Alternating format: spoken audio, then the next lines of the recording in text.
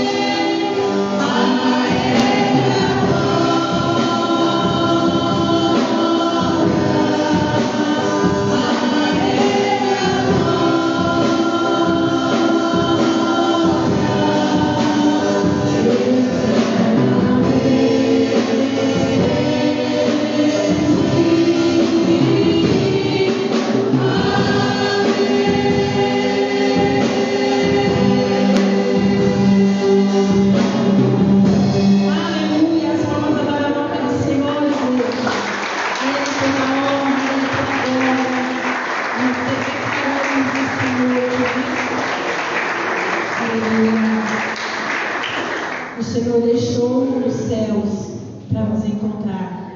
Nós vamos estar adorando ao Senhor Jesus com este louvor, amém, irmãos? Glória de todo o seu coração. A altar da adoração seja sempre adorado e que Ele possa ser adorado por você nesta noite. Aleluia.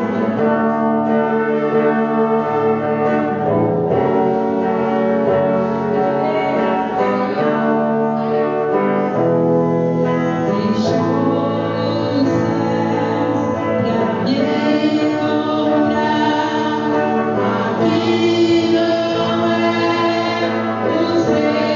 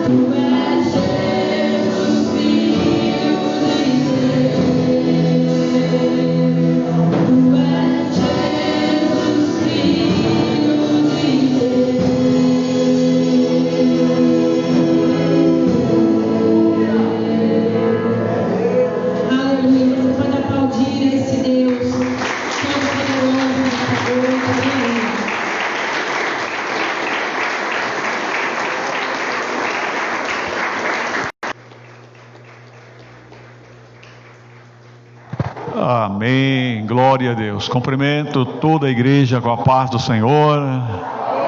Amém. Graças a Deus. Ao Senhor, à senhora, ao irmão, à irmã que estão em casa também. Glória a Deus por isso. Aqueles que participarão depois também. Glória a Deus por isso. Tivemos uma semana de vitória. Certamente o povo de Deus orou nos seus lares. Certamente o povo de Deus leu e estudou a palavra de Deus em seus lares. Alguns devem ter jejuado. Então a obra do Senhor continuou lá onde ninguém vê, só a própria pessoa, nos cultos domésticos. E também tivemos um trabalho muito abençoado aqui na quinta-feira. E tivemos hoje uma escola dominical rica. Que lição maravilhosa, que revista maravilhosa que nós encerramos hoje, a revista aos Filipenses. E querendo Deus, próximo domingo iniciaremos o estudo de Tito. Quem escreveu essa revista foi o pastor Joel Estevanato, revista muito bem escrita, abençoadora. E o pastor Marcos André, da nossa igreja, também escreveu a próxima revista que nós estudaremos. Então foi uma semana de vitória, e nós estamos aqui vencendo mais uma vez nessa noite para a glória de Deus. Aleluia, meus irmãos. Estamos aqui por causa do Senhor. A vitória é dele, o mérito é dele. A gente pensar, eu fui, não é não, irmãos, é de Deus. Na sua casa, aqui na casa do Senhor, é de Deus a vitória. Vou pedir para a nossa irmã Paula colocar aqui a primeira leitura, depois as outras serão mais dinâmicas, mas vamos fazer a primeira leitura dessa noite todos juntos. Daniel, irmãos, capítulo 6, Daniel, capítulo 6, versículos 1 até o 5. Profeta Daniel, capítulo 6, versículo 1 até o versículo 5. Glória a Deus. Diz assim: E pareceu bem a Dario constituir sobre o reino a 120 presidentes que estivessem sobre todo o reino, e sobre eles 3 príncipes, dos quais Daniel era um, aos quais esses presidentes dessem conta, para que o rei não sofresse dano. Para que o rei não sofresse dano. Então o mesmo Daniel se distinguiu desses príncipes e presidentes, porque nele havia um espírito excelente, e o rei pensava constituí-lo sobre todo o reino. Então os príncipes e presidentes procuravam achar ocasião contra Daniel a respeito do reino, mas não podiam achar ocasião ou culpa alguma, porque ele era fiel, e não se achava nele nenhum vício nem culpa. Então estes homens disseram: nunca acharemos ocasião contra este Daniel, se não a procurarmos contra ele na lei do seu Deus. Amém, glória a Deus e aleluia. Nós vamos agora, irmãos, expor a palavra do Senhor. Eu quero pedir a sua oração. A Bíblia nos ensina a orar, para que eu tenha graça para ministrar, e para que você tenha graça para receber a palavra de Deus. Fazer uma ministração que precisa de atenção, de concentração, de acompanhamento. Nós vamos fazer uma meditação na palavra de Deus, e nós precisamos de ter concentração. Então, que todo espírito de reverência, de insubordinação, de rebelião, de distração, que Deus nos dê graça para nós cultuarmos ao nosso Deus em paz. Aleluia. Adorar a Deus em paz. Que a palavra do Senhor possa fazer guarida, possa encontrar lugar em nossas mentes e em nossos corações. Oremos então. Senhor Deus, bendito o teu nome, te agradecemos porque aqui estamos. Obrigado por tudo que o Senhor já nos concedeu até aqui. Nós vamos agora, Senhor, dar continuidade. Deus, abra a porta da palavra, fala aos nossos corações, nos ajude, Senhor, a Te exaltarmos nessa noite, a recebermos a Tua porção, em nome de Jesus. Amém e amém. Glória a Deus. Pode sentar, irmãos, em nome do Senhor. Pode sentar. Glória a Deus. Felizes essa noite, irmãos, pela presença do Claudinei. Graças a Deus. Deus abençoe, Claudinei. Glória a Deus pela sua vida. Feliz pela presença do Anderson, da Juliana, da filhinha, do casal. Que Deus abençoe ricamente aí a vida de vocês, tá bom? O Glaucio também, que é nosso aqui.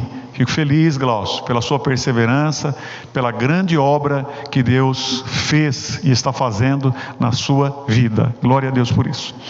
Bem, meus irmãos, nós fizemos aqui uma leitura da palavra de Deus, que nós não vamos nos deter nela, nós vamos passar para os evangelhos, e nós vemos aqui que Daniel foi um homem que foi colocado por um rei, junto com 119 outras pessoas, 120 pessoas juntas, para tomar em conta esses do rei. Quer dizer, tinha uma administração, tinha uma tesouraria. Então o rei tinha suas fronteiras, o rei tinha suas colheitas, o rei tinha os seus impostos, o rei tinha suas colheitas, as suas plantações, seus animais, enfim. Ele tinha todas as coisas, e é uma coisa muito vasta, e ninguém consegue trabalhar só, ninguém consegue trabalhar sozinho. E ele colocou 120 pessoas para cuidarem do interesse do reino. E dentre essas 120 pessoas, 3 tomariam conta, 3 se destacariam. E o Daniel, ele conseguiu se sobressair dentre os 120.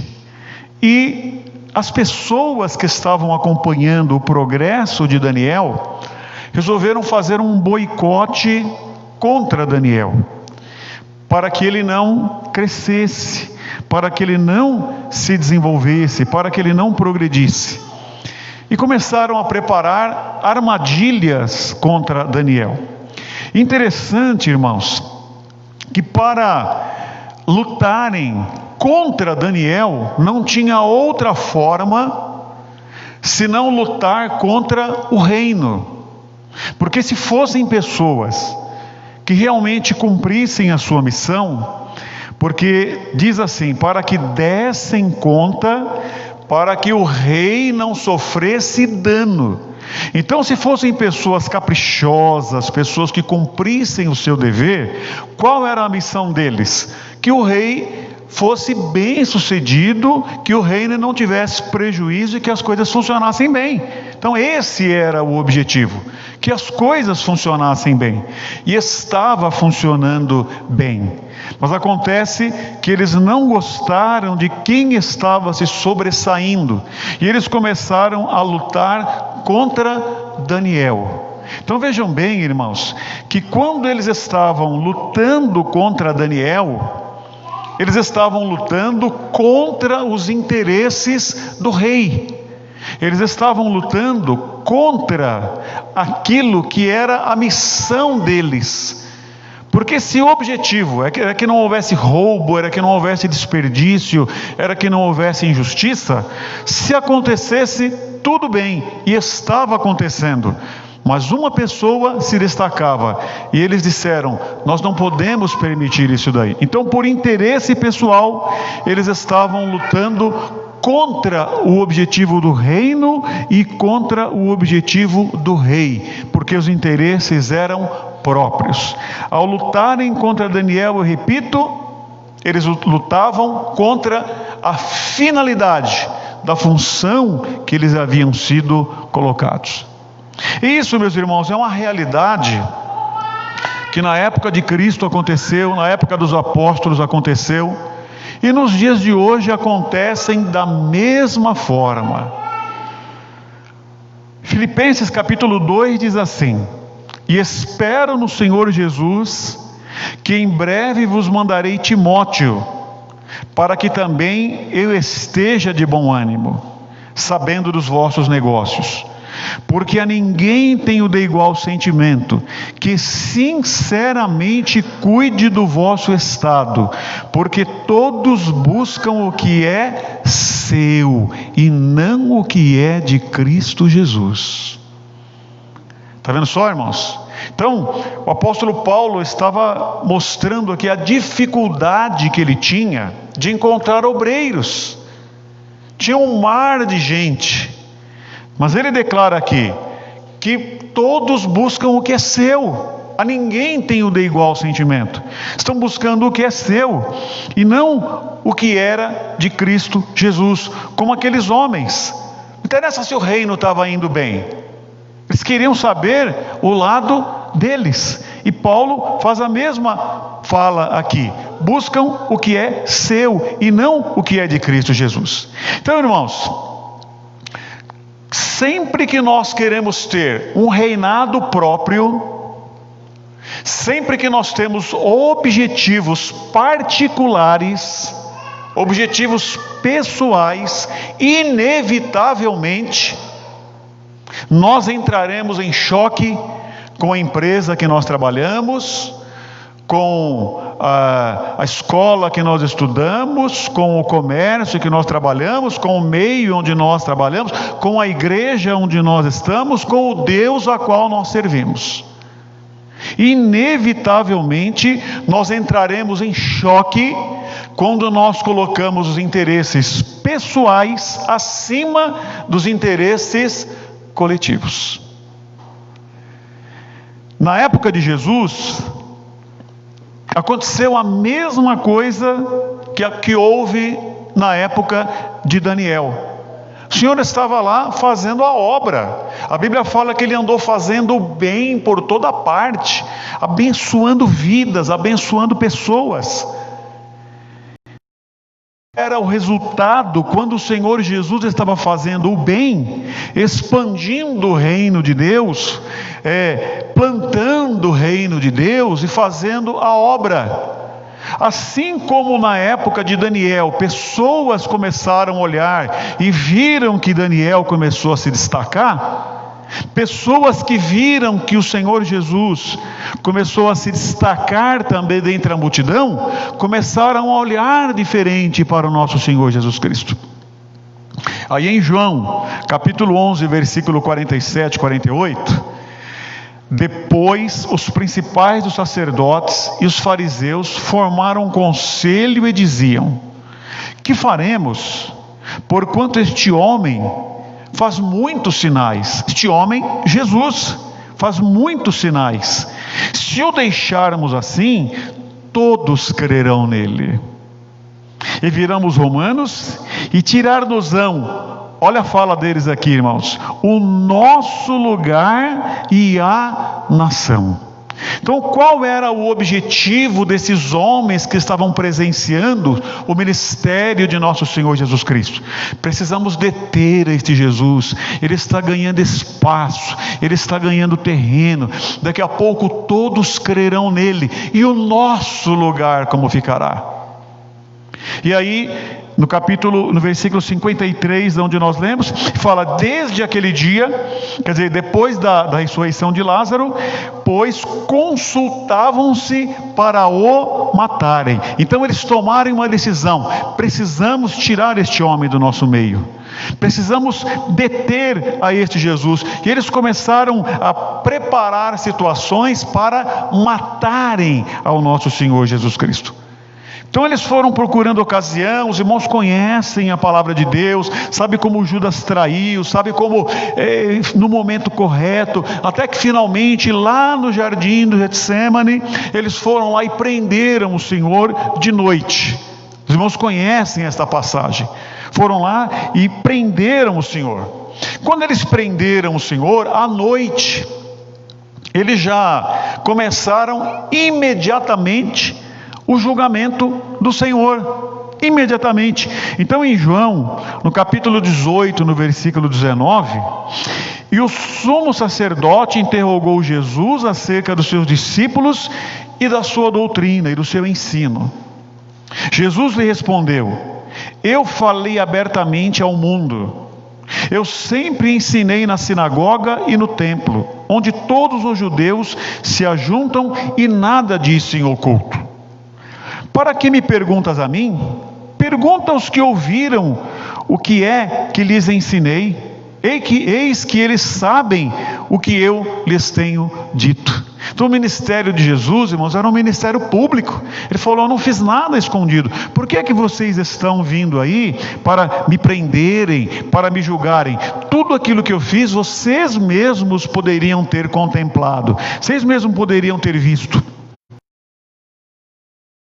Em João capítulo 3, versículo 20 e 21, todo aquele que faz o mal aborrece a luz e não vem para a luz, para que as suas obras não sejam reprovadas.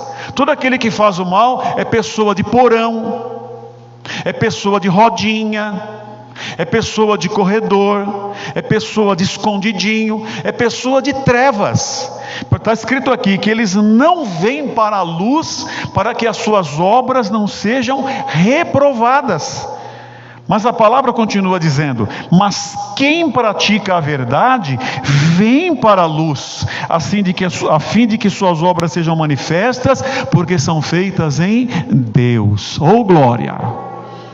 São feitas em Deus. Então, quem anda direito, anda seguro. Então, era isso. Eu fiz em público. Eu fiz o trabalho que deveria ser feito. Eu fiz a vontade de Deus, conforme o Antigo Testamento. Eu fiz a vontade de Deus. Eu não faço nada por mim mesmo. E o meu ensino, vocês poderiam ter participado dele. Então, irmãos, na verdade, esses homens que eram judeus estavam procurando ocasião para frear o Senhor. E os próprios romanos não acharam culpa no Senhor. O próprio Pilatos, que era uma autoridade na época, o próprio Herodes, que era uma autoridade na época, não acharam culpa e inocentaram o Senhor. Em Lucas, no capítulo 23, versículo 14 e 15, Pilatos fala assim: haveis-me apresentado este homem, que é Jesus, como um pervertedor do povo. E eis que, examinando-o na nenhuma culpa das que o acusais, acho nesse homem. Quem está falando isso é o Pilatos, irmãos. E aí, e o Pilatos ainda fala: nem mesmo Herodes, porque a ele vos remeti, e eis que não tem feito coisa alguma digna de morte. Então quer dizer, as autoridades romanas, que eram um perigo da época, de rebelião, de motim, de traição, disseram lá as autoridades, Pilatos e Herodes: ele não fez nada de errado, eu não estou achando nada de errado aqui neste homem. Mas eles estavam procurando ocasião para deterem o Senhor, para frearem o Senhor. Então, relembrando, o que nós estamos meditando? Assim como eles quiseram deter a jornada de Daniel, quiseram deter a jornada do Senhor também. E Mateus explica qual era o motivo que eles... 7:18 está escrito que o Pilatos sabia que por inveja o haviam entregado. Olha que interessante, irmãos. Então, o Senhor Jesus foi entregue, foi julgado por inveja das autoridades que os cercavam. E é o que Paulo disse: a ninguém tenho de igual sentimento, que sinceramente cuide do vosso estado. A palavra de Deus estava sendo pregado, Deus estava chegando às pessoas, mas as autoridades judias constituídas naquela época disseram: não interessa que está indo bem, quanto pior melhor, quanto mais este homem for bem é pior, porque os interesses pessoais estavam acima dos interesses coletivos, e por inveja ele havia sido preso. Então, irmãos, o Senhor foi julgado. Eles prenderam Jesus no jardim do Getsêmani, já levaram para a casa do Anás, que é o antigo sumo sacerdote. Depois da casa de Anás, eles se reuniram às pressas, foram para a casa de Caifás. Então eles julgaram a Jesus na mesma hora, prenderam e já julgaram. Era de noite, sem plateia, sem público, sem testemunhas de defesa, sem advogado, sem prazo, sem nada. Por quê? Lá no capítulo 11 que nós lemos, nós vimos lá, eles decidiram matá-lo. Então nós já temos uma sentença, nós não queremos esse Jesus entre nós. Nós queremos acabar com a vida dele. Então, entre o que nós queremos e a sentença, nós precisamos só fazer um fio. Precisamos só arrumar um meio, e é o que eles estavam tentando arrumar ali, um artifício, mas a sentença já estava dada. Então eles julgaram. Mateus 26, 57, 59 e 60. E os que prenderam Jesus, os conduziram à casa do sumo sacerdote Caifás, onde os escribas e os anciãos estavam reunidos. Ora, os príncipes dos sacerdotes e os anciãos e todo o conselho buscavam falso testemunho contra Jesus.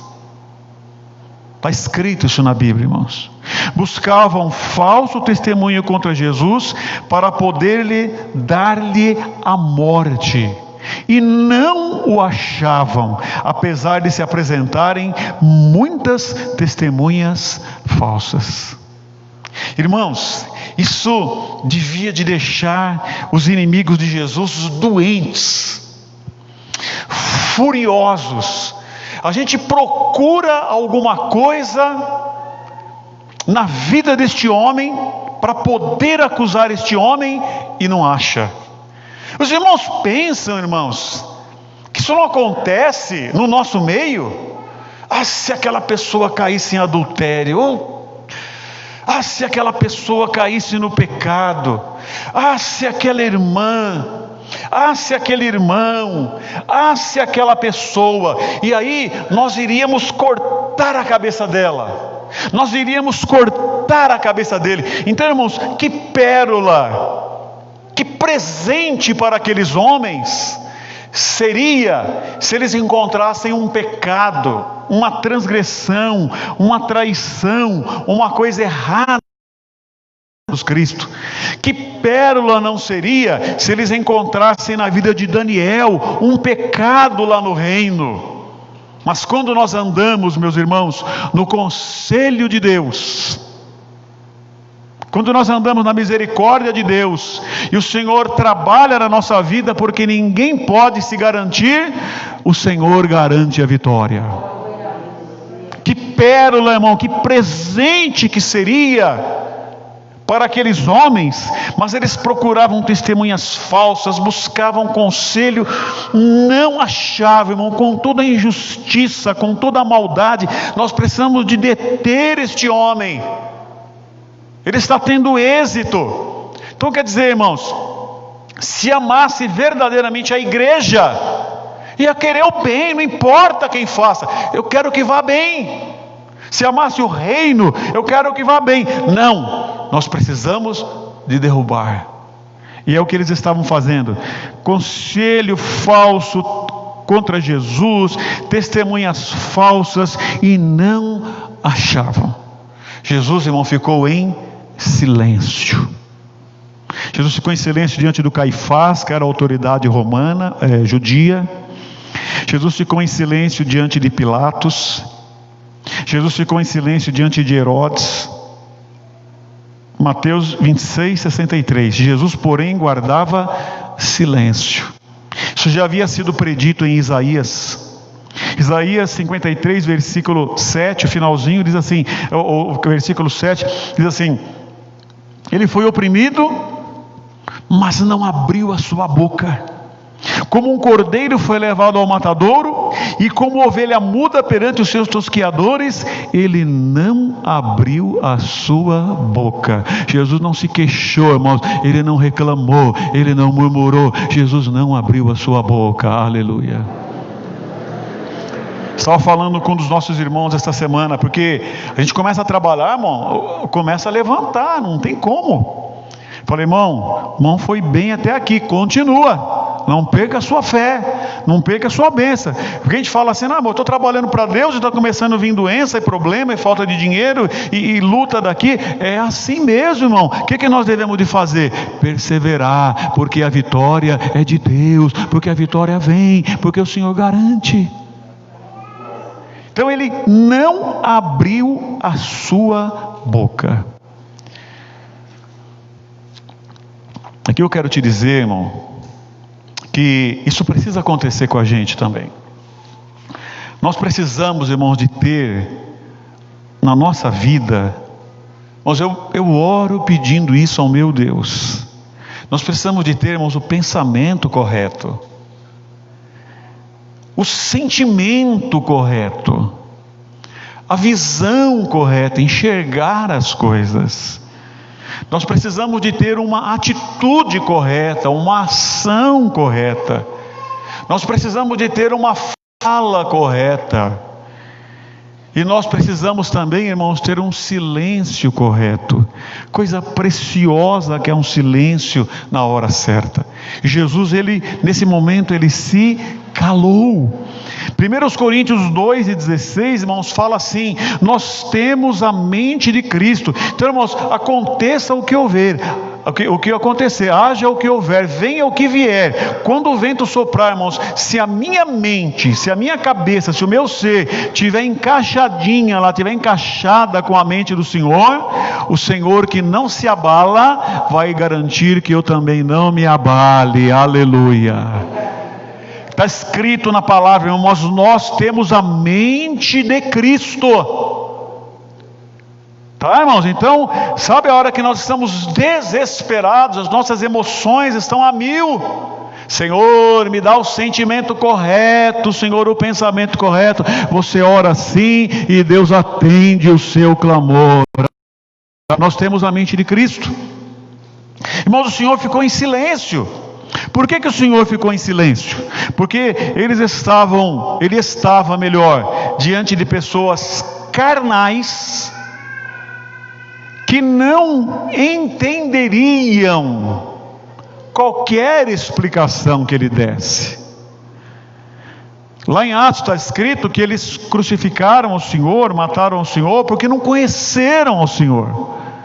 Então o Senhor ficou em silêncio porque não adiantava falar, eles não tinham condições de ouvir a explicação do Senhor em nada naquele momento. E lá em Atos também diz por que o Senhor ficou em silêncio. Porque qualquer tentativa de defesa que Jesus fizesse diante dos seus acusadores, seria como se ele estivesse se opondo à vontade de Deus. Porque qual era a vontade de Deus? Que ele fosse imolado, que ele fosse entregue. Então, por que ele ficou em silêncio diante de Pilatos? Primeiro, porque ele não entenderia. E segundo, porque se ele conseguisse convencer Pilatos, ou melhor, se ele conseguisse convencer o Caifás para que não acontecesse isso, ele estava se opondo, eu repito, à vontade do Senhor, que queria que ele estivesse lá naquele momento. Então Deus não queria, Jesus não queria se opor à vontade do Senhor. E o que foi que aconteceu? Ele simplesmente ficou em silêncio, porque disse: essa é a vontade de Deus, então eu vou me submeter a ela em silêncio, em paz. Esses homens, irmãos, por que ficou em silêncio? Porque eles estavam cumprindo o plano de Deus. Eles achavam que estavam, sabe, irmãos, é difícil de explicar isso. É difícil de entender, mas naquele momento em que eles estavam ali querendo dar cabo do Senhor, querendo impedir o Senhor de trabalhar, eles estavam na verdade realizando, Atos 13:27, está escrito, cumprindo assim as vozes dos profetas.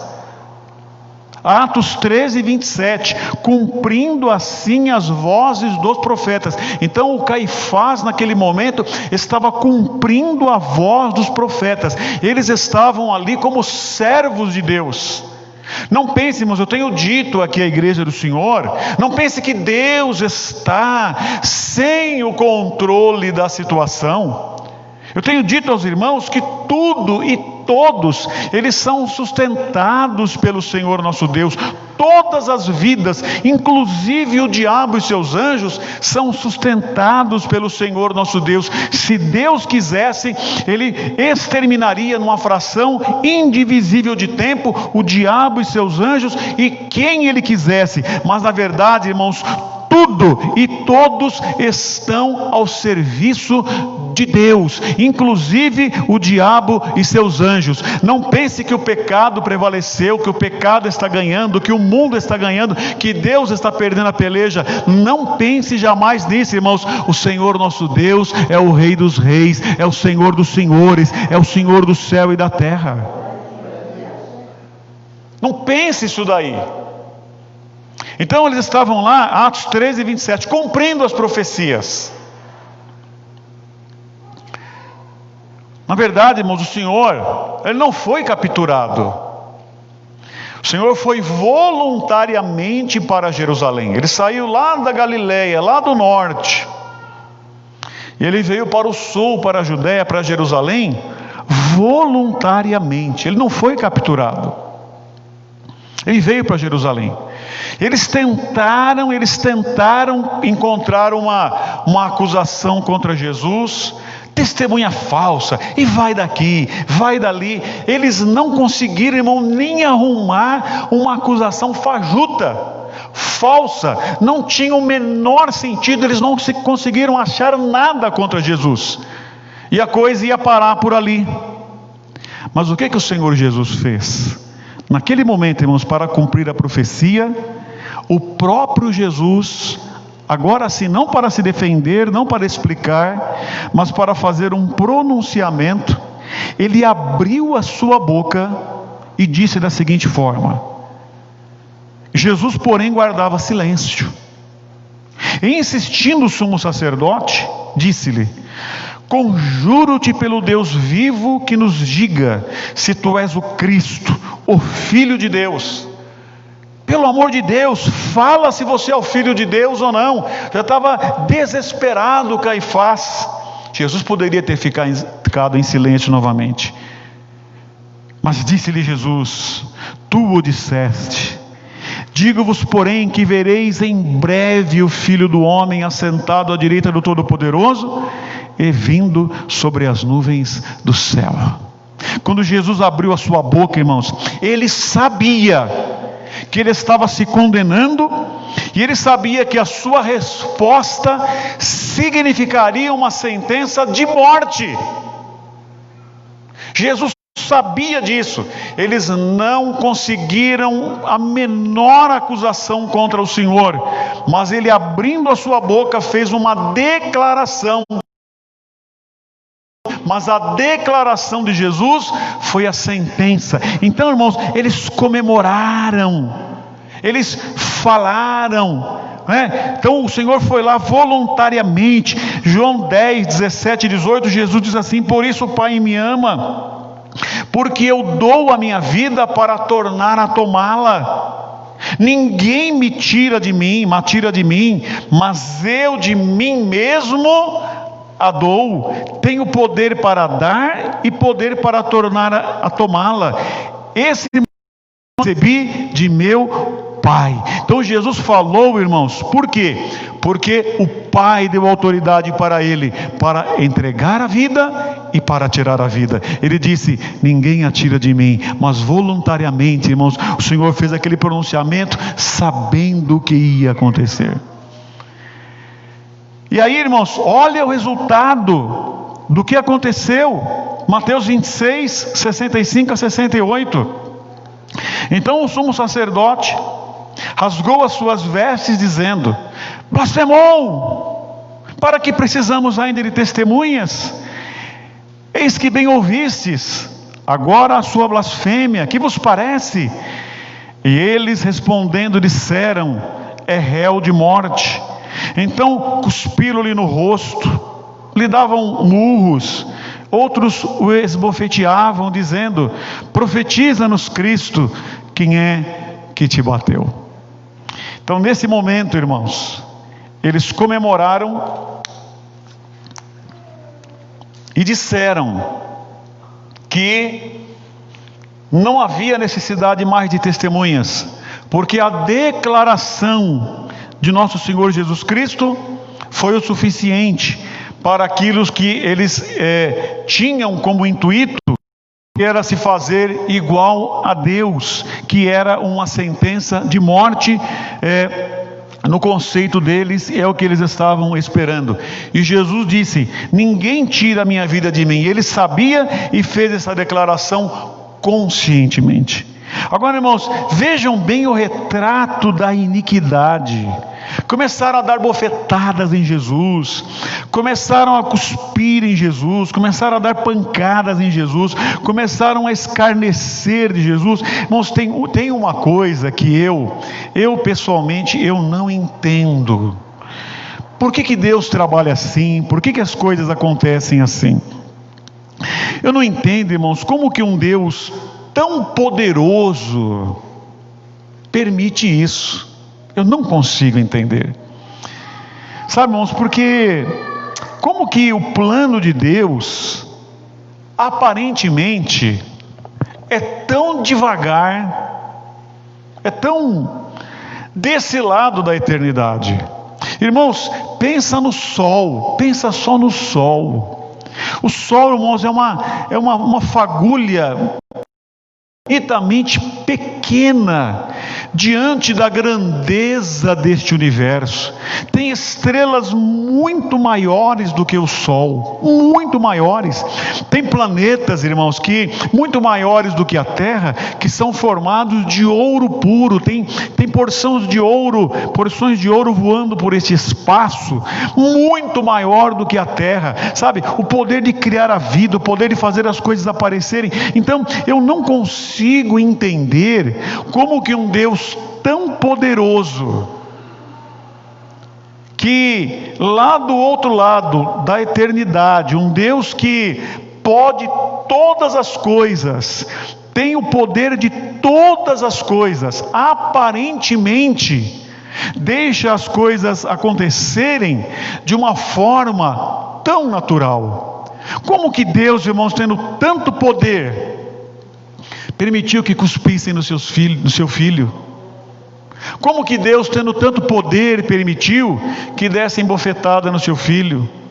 Como que Deus, tendo tanto poder, permite que coisas aconteçam na nossa vida?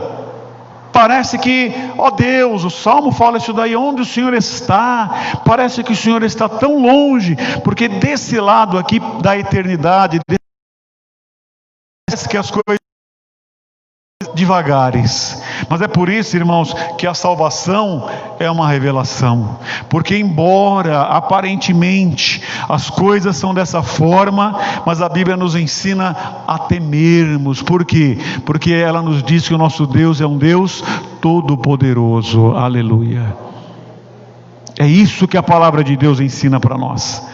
Sabe que o juízo que segue, o que acontecerá na eternidade, então os desígnios de Deus, a maneira de Deus agir nesta vida aqui, nós não compreendemos, porque com o próprio Filho dele as coisas aconteceram. E Jesus fala: se com o lenho verde aconteceu isso, o que acontecerá com vocês? Então, isso aconteceu com o Senhor e nós não entendemos isso daí. Mas qual é o nosso papel, irmão? Crer, perseverar, temer, porque o nosso Deus é o Senhor do céu e da terra, é um fogo consumidor, é um Deus de amor, é um Deus que julgará tudo e a todos, é um Deus todo-poderoso. Aleluia.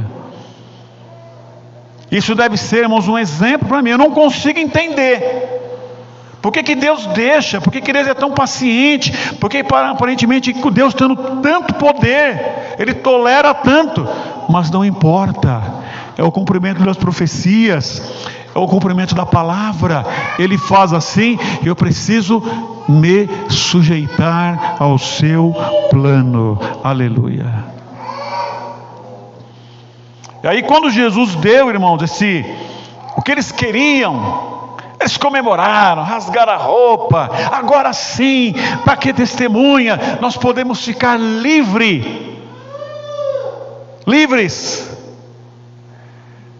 Então, irmãos, essa meditação é para nós despertarmos o nosso sentimento, para nós não corrermos o risco de agirmos assim também com alguém, com alguma coisa, e para nós nos despertarmos que quando nós formos alvos, o irmão sabe que o irmão está andando direito, a irmã sabe que a irmã está andando direito, mas mesmo assim encontra dificuldades, e a Bíblia fala dentro da sua própria casa, dentro da sua própria igreja, dentro do seu próprio trabalho, dentro do seu próprio meio, tem aquela dificuldade, como Jesus aqui, como Daniel, mas persevera, irmão, continua lutando com Deus, continua fazendo bem. A nossa luta não é contra a carne e o sangue, não te deixes vencer pelo mal, mas vence o mal com o bem. Vai fazendo a obra, irmão.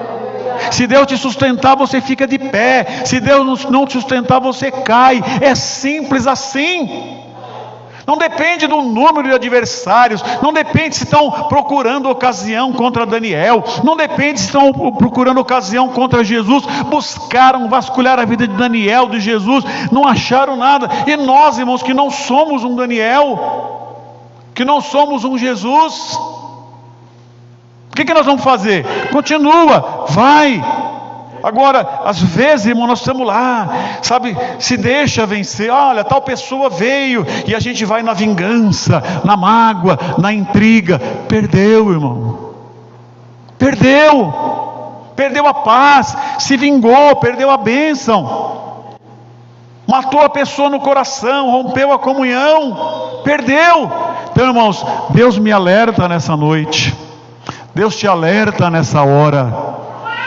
Não se deixa levar por isso não, irmão. Continua fazendo bem, continua fazendo a obra, continua agindo direitinho, que Deus vai te defender, Deus vai te guardar, Deus vai te dar vitória, Deus vai te sustentar. Aleluia. Uma das coisas mais bonitas que eu acho, irmãos, um dos maiores sinais no meu sentimento de uma chamada divina, para o que for, para ser um crente, para ser um obreiro, para ser um pai, uma mãe, é assim: não há homem que não falha. Uma das coisas mais bonitas que eu acho, porque quando você faz tudo certinho, todos te louvam, e tem aqueles que vão agir conforme nós estamos vendo aqui agora. Mas uma coisa bonita que eu acho é quando nós, irmão, tentando fazer o certo, ou num descuido nosso, nós erramos, colocamos o pé fora, deslizamos, mas diante de tudo e diante de todos, o Senhor nos honra e fala: ele não vai cair, ela não vai cair, ele errou, ela falhou, mas eu vou sustentar esta pessoa no erro dela, na adversidade dela. Sabe, uma coisa bonita. Eu não estou falando aqui de nada, sabe, de estímulo de nada errado. É uma pessoa que está tentando fazer o melhor, mas ele erra, tem alguma coisa que acontece, e Deus vem e honra aquela pessoa. Quando Deus honra uma pessoa, irmãos, todos honrarão, porque Deus é maior. Bendito é o nome do Senhor. Eu já vi pessoas, irmãos, na igreja, que saíram por algum motivo, mas o Senhor usou e engrandeceu e abençoou de uma forma tão extraordinária, que quando ele voltou, esteve presente, não teve como todos não reconhecerem. Deus confirmou, Deus está com ele, Deus está com ela. Sabe, irmãos, então isso que eu penso, que uma pessoa que recebe, que uma pessoa que falha, mas que Deus sustenta as falhas daquela pessoa. Lá está escrito no profeta, o Josué, não o outro, chegou o maligno e falou: ele está com a veste suja. O que o Senhor falou? Vai e troca as vestes dele. Oh, glória a Deus, que coisa linda, irmãos. sabe? Então, quando Deus nos ajuda. E para encerrar, eu digo assim: olha, graças a Deus que eu não sou como Caifás, eu não sou como Sinédrio, graças a Deus que eu não faço como aqueles homens, graças a Deus. Irmão, será mesmo? Irmãos, olhe para o seu interior. Quando nós fazemos um reinado próprio, nós inevitavelmente estamos chocando com um reinado maior. É isso. Se eu não quero somar, eu estou dividindo, eu estou fazendo um reino paralelo. Eu estou entrando em choque com o reinado. Então o assunto era proteger a riqueza do reino. E aqueles homens contra Daniel estavam lutando contra a riqueza do reino, os bens do reino. Então será, se eu faço um reinado próprio, inevitavelmente, João 15:14, vós sereis meus amigos, se fizerdes o que eu vos mando. Se eu faço o que eu quero e nem o que Jesus manda, eu posso estar numa situação como essa. Então nós decidimos, nós comunicamos as coisas para Deus. Já resolvi. Agora o que eu vou fazer? Eu vou chegar para Deus e eu vou avisar. Que eles queriam julgar a Jesus, mas ele já tinha uma sentença, ele queria só achar um caminho para cumprir a sentença. Eu já sei o que eu quero. Eu vou orar só para o Senhor carimbar aquilo que eu quero. Interesse próprio. O que o Senhor diz? Vós sereis meus amigos se fizerdes o que eu vos mando. E nós queremos usar o Senhor para autenticar o nosso querer. E o último: respondendo o rei lhes dirá: em verdade vos digo que quando o fizerdes a um desses meus pequeninos irmãos, a mim o fizestes. Mateus 25:40. E o outro versículo fala: quando você não fez para um desses meus pequeninos irmãos, para mim você não fez.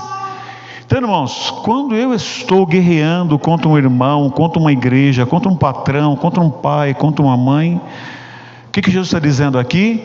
A mim o fizeste. Quando eles guerrearam contra Daniel, eles estavam guerreando contra o rei. Quando eles estavam guerreando contra Jesus, eles estavam guerreando contra o Pai. Quando eu guerreio contra o menor dos irmãos, quando eu guerreio contra quem quer que seja, Jesus está dizendo: a mim o fizestes. Então tudo quanto fizerdes, fazei de todo o coração, como ao Senhor e não aos homens, para que eu, sem perceber, não esteja fazendo igual a estes homens, buscando o seu proveito pessoal. Amém, igreja? Glória a Jesus. Sabe, que Deus abençoe, irmão, que eu não venha fazer isto.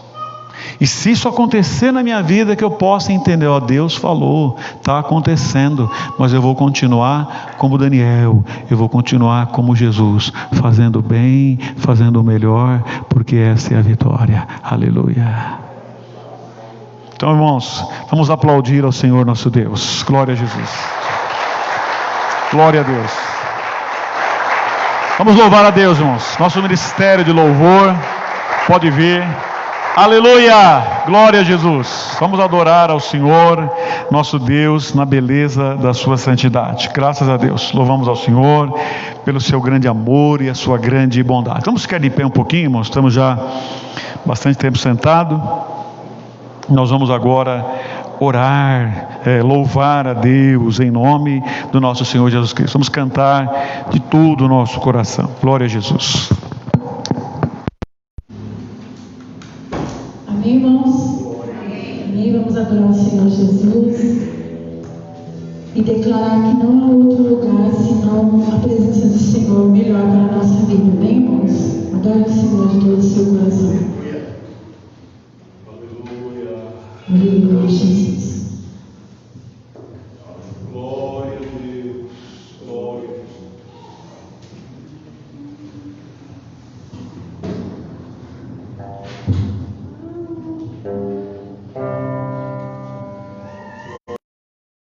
De Deus, aleluia, Jesus. Adore o Senhor, igreja. Aleluia, toda a honra, toda a glória. Glória de Deus.